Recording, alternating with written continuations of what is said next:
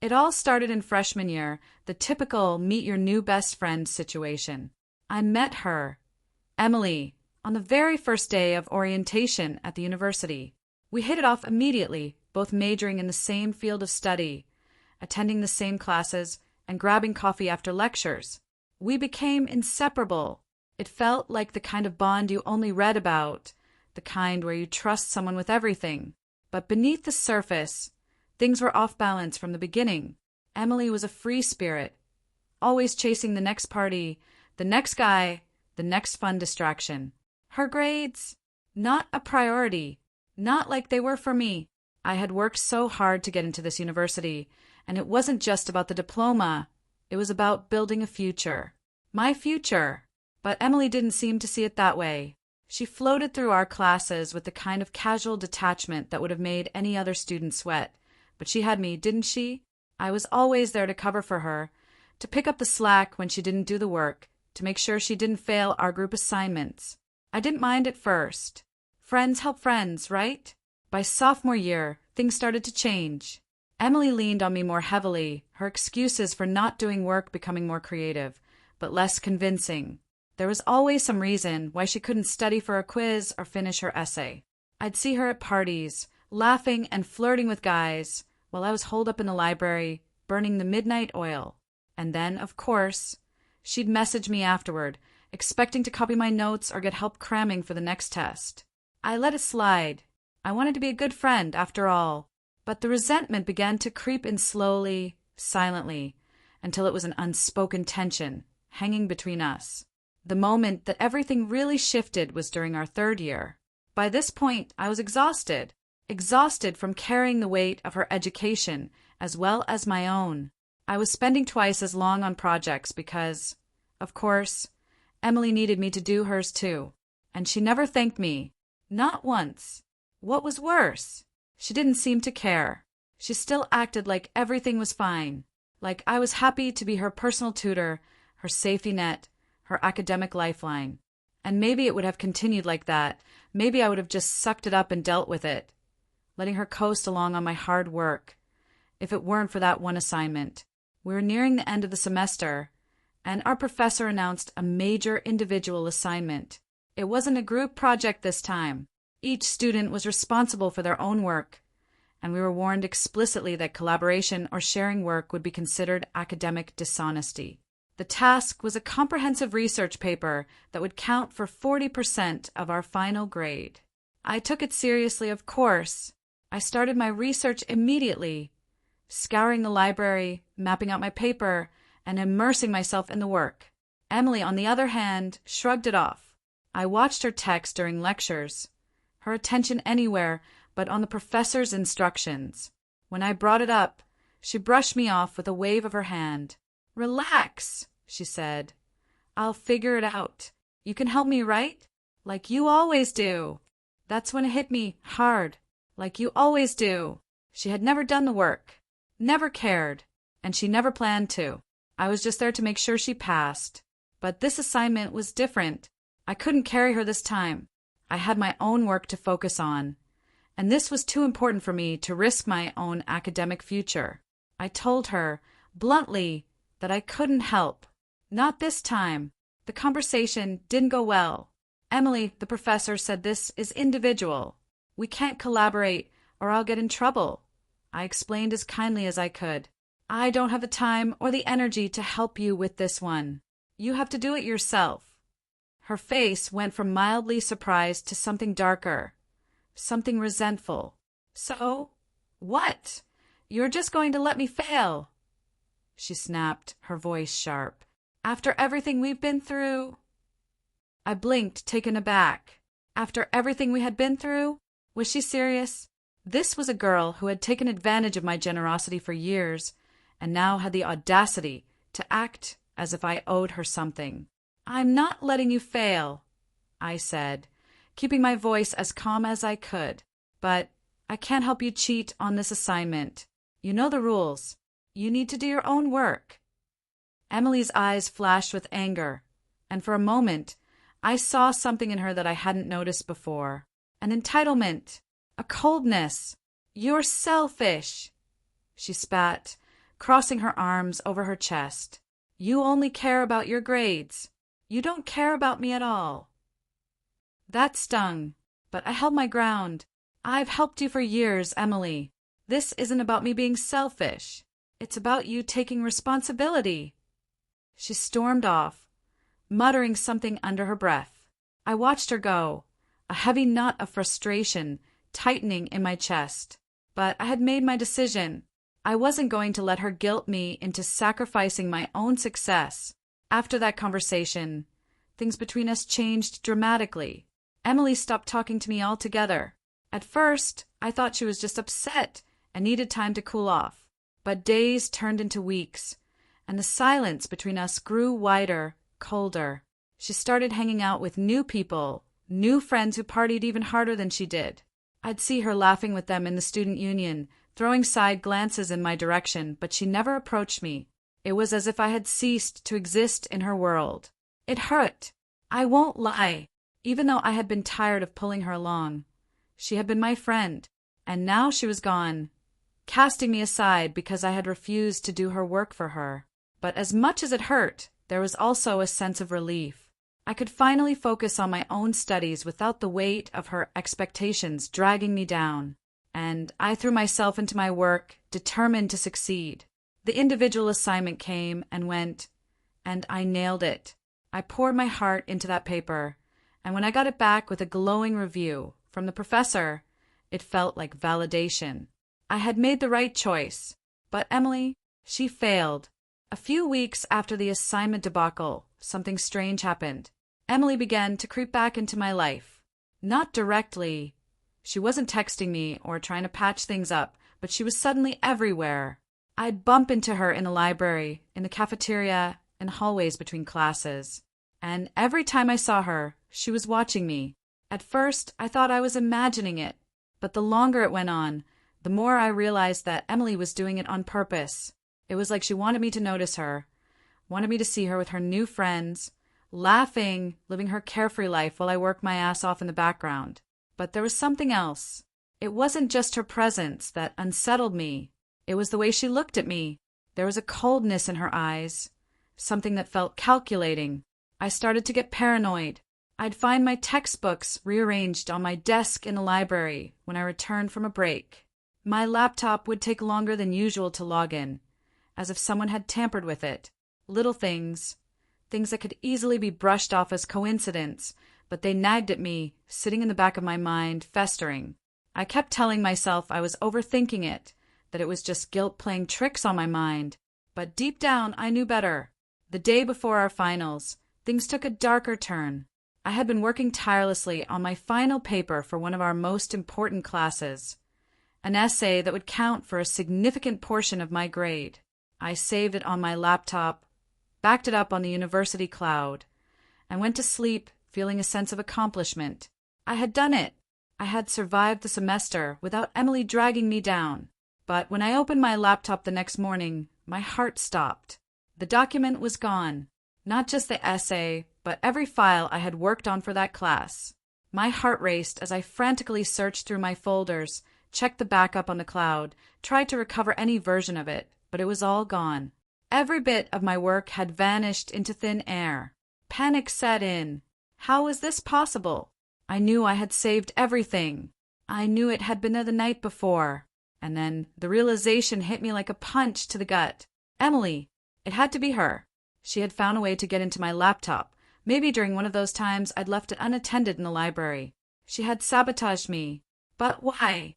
Just because I had refused to help her? Was this revenge for something as simple as not doing her work for her?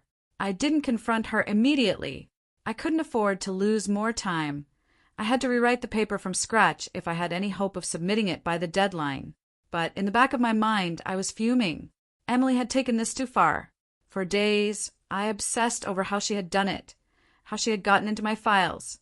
I started avoiding places where she might be, paranoid that she would find some other way to sabotage me. But then I overheard something that sent chills down my spine. I was sitting in the student lounge, going over some notes, when I heard two girls talking at the next table. I wasn't paying attention at first, but then I caught a name. Emily's name. She totally had someone hack it. One of the girls was saying, Emily told me herself. She paid some guy from the IT department to wipe all her ex-friends' files. My blood ran cold. So that's how she had done it. Emily had used someone else to do her dirty work, to get back at me for not helping her. The realization made my stomach turn. I had trusted her for so long, believed we were friends, and now she had gone this far, to sabotage my future. But that wasn't the worst part. The worst part was that I hadn't even seen it coming. I spent days thinking about what I would do next. My first instinct was to confront her, to scream at her, demand answers, but I knew that wouldn't solve anything.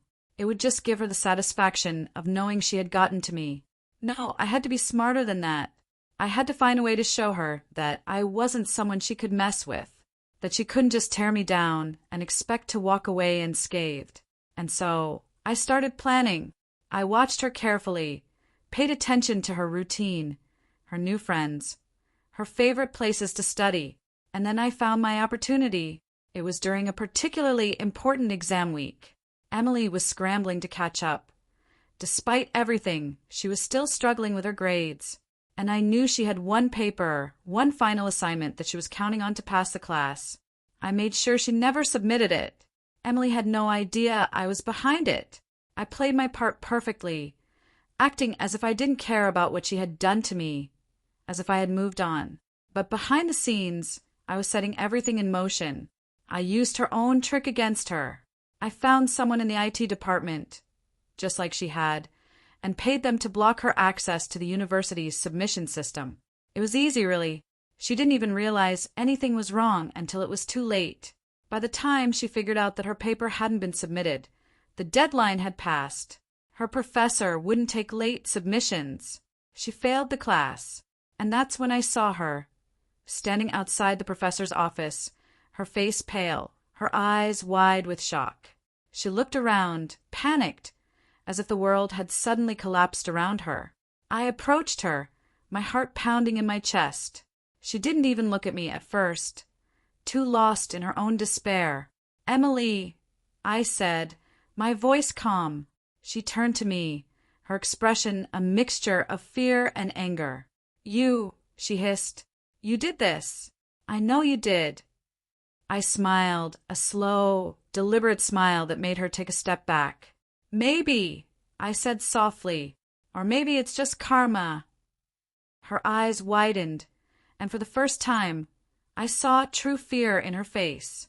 She had underestimated me, just like I had underestimated her. But now the tables had turned. "Revenge is sweet, isn't it?" I whispered, leaning in closer. "I hope it was worth it."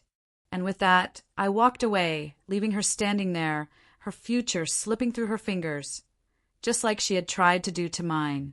Graduating from university was everything I had dreamed it would be. As I walked across the stage to receive my diploma, I could feel the weight of all those years of hard work finally paying off. The sacrifices, the late nights, the constant pressure, it had all been worth it. I had done it. My future stretched out before me, full of possibilities. I had landed a prestigious internship at a major firm during my final semester, and by the time I graduated, they had offered me a full-time position. It was everything I had wanted: stability, respect, and the promise of climbing the corporate ladder. But as I sat there, watching my fellow students take the stage, I couldn't help but notice that Emily wasn't among them. Despite all her attempts to bounce back, Emily hadn't made it. After I sabotaged her final submission, she failed not just one class, but several. She had tried to retake them, scrambling to make up for lost time, but it wasn't enough. Her grades tanked, and she was forced to drop out before completing her degree. I didn't hear much about her after that. She disappeared from my life as quickly as she had faded from the university. For a while, I didn't think about her at all. I was too focused on my own life, my career, my success, my future. But fate has a way of bringing people back into your life, whether you want them there or not. The next few years were a whirlwind. I climbed the ranks at my firm, moving from intern to junior associate and then to senior analyst. My work was recognized by the higher-ups, and I was regularly given more responsibility, more autonomy. I thrived in the corporate environment, using the same focus and determination that had carried me through university. I loved my job. The long hours didn't bother me because I was doing something that mattered, something that I had earned through hard work and merit. Every promotion, every recognition I received, reminded me of how far I had come and how much I had achieved on my own. But as the years passed, a part of me wondered about Emily. I hadn't seen her or heard from her since we parted ways at university. I knew she had dropped out, but I didn't know where she had ended up. A part of me assumed she had found another path, maybe one that didn't require the kind of academic dedication she had never cared for. I was wrong. It was a rainy Tuesday evening when I ran into Emily again. I had just finished a long day at the office and decided to grab dinner at one of the local restaurants near my apartment. It was a casual spot. Nothing fancy, just a place to unwind after a hectic day. I walked in, took a seat, and glanced at the menu, my mind still occupied with thoughts of work. But when the waitress approached my table, asking if I was ready to order, I looked up, and there she was. Emily. She looked different. Her once vibrant, carefree smile was gone, replaced with a weary expression, her eyes shadowed with exhaustion.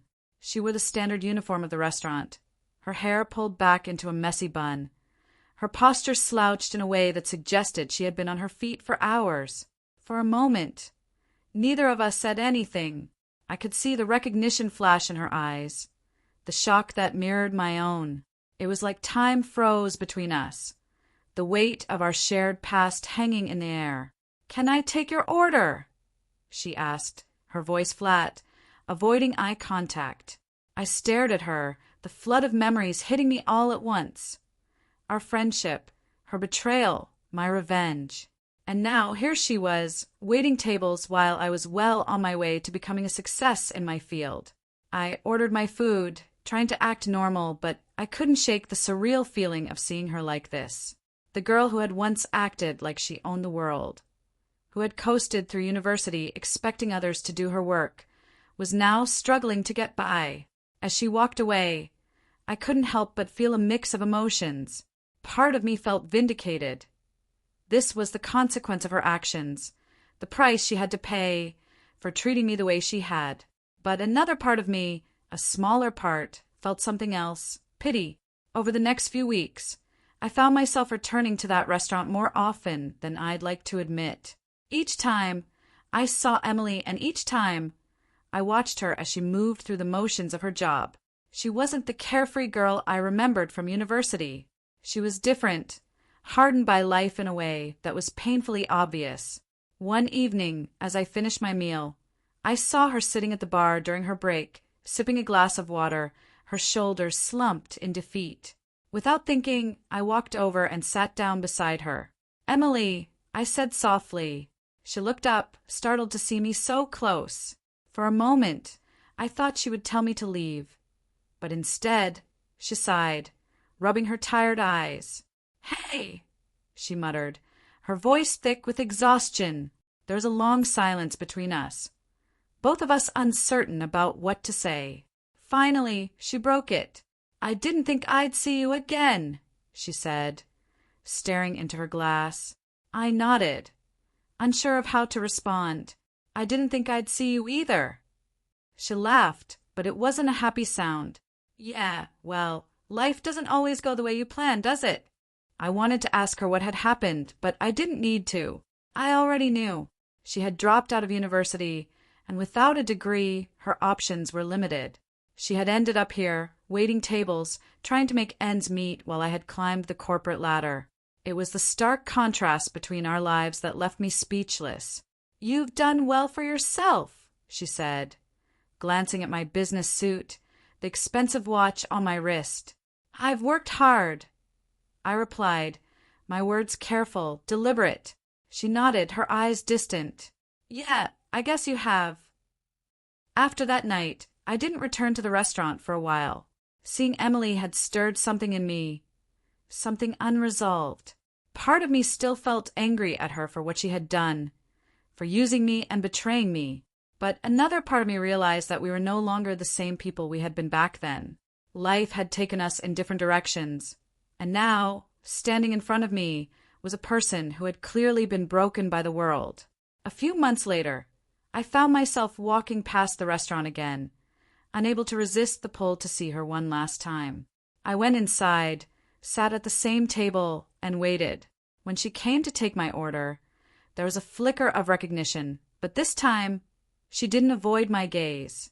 "You're back," she said, her voice quieter than before. "Yeah," I replied. "I wanted to talk." She hesitated, but then she nodded and motioned for me to follow her to a quiet corner booth, away from the other customers.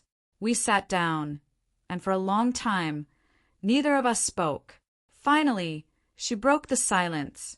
"I messed up, didn't I?" she asked, her voice barely a whisper. I didn't need to ask what she was referring to. "Yeah," I said softly. "You did." Emily looked down at her hands, her fingers nervously playing with the edge of her apron. "I didn't know how to be a good friend back then. I took you for granted. I thought I could coast through life, and I didn't realize how much you were doing for me until it was too late." Her words were raw, vulnerable. For the first time, I saw the cracks in her armor. The regret, the guilt, the realization that her actions had led her down this path. "I was angry," I admitted. "I felt like you used me, and when I finally stood up for myself, you turned your back on me." She nodded, tears welling up in her eyes. "I know, and I'm sorry. I really am. But I'm not here to ask for your forgiveness. I want you to know that I've paid for what I did. Life hasn't exactly been kind to me." I looked at her, seeing the weariness in her face, the way life had chipped away at her once vibrant spirit. I had gotten my revenge. There was no doubt about that. She was living the consequences of her actions every single day. But as I sat there, I realized something important. Revenge had been satisfying at first, but it wasn't enough. It didn't make me feel better. It didn't erase the years of frustration or the hurt she had caused me. And it certainly didn't make me a better person. As we sat there in that quiet corner, I realized that holding on to the anger, the need for revenge, was only weighing me down. I had moved on with my life. I had succeeded in ways I had never imagined. Emily, on the other hand, was stuck, trapped in the consequences of her past. And for the first time I felt pity. Not the same satisfaction I had once felt at seeing her struggle, but genuine pity. "I forgive you," I said, the word surprising even myself. Emily blinked, her eyes widening in disbelief. "What?" "I forgive you," I repeated. "We were both different people back then. You made mistakes, and so did I. But I don't want to hold on to it any more." She stared at me, her mouth slightly open, as if she didn't know how to respond. Finally, she nodded, her eyes glistening with unshed tears. "Thank you," she whispered, her voice breaking. We sat there for a while longer, talking about life, about the choices we had made, and the paths we had taken.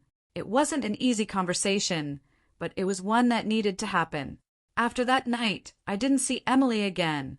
Our lives had taken us in different directions, and we both knew that there was no point in trying to rekindle a friendship that had long since crumbled. But there was a sense of closure, a sense that we had both finally let go of the bitterness that had defined our past. I continued to climb the corporate ladder, achieving the success I had always dreamed of. My career flourished, and I found happiness in my work, in my friendships, and in the life I had built for myself. But every now and then, I'd think back to Emily. I'd wonder where she ended up, what path she had taken after we said our goodbyes. I hoped she had found peace, that she had learned from her mistakes and found a way to move forward. Because, in the end, revenge wasn't what mattered. Success wasn't defined by the people we trampled along the way. It was defined by how we chose to move forward, how we chose to let go of the past and build a better future. And I had built mine.